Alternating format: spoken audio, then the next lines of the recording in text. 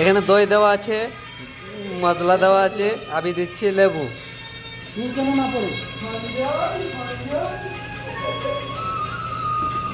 এটা হচ্ছে কি তন্দুরি মশলা রেডি হচ্ছে।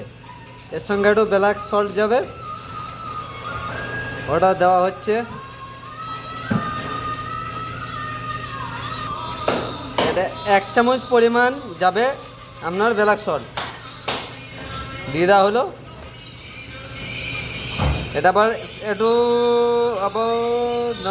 এবার যাচ্ছে একটু মাস্টার অয়েল, চলে গেল কিছুটা পরিমাণে মাস্টার অয়েল।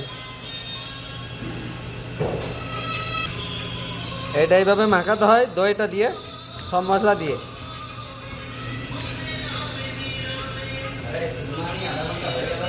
এটা রেডি। মশলাটাই চিকেন, এটা হচ্ছে কি তন্দুরি চিকেন টিক্কা।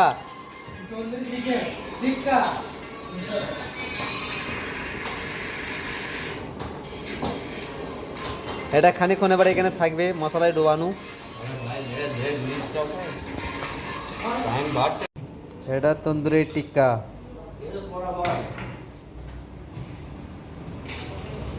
তার সঙ্গে যাবে এটা স্যালাড, এইটা যে স্যালাড।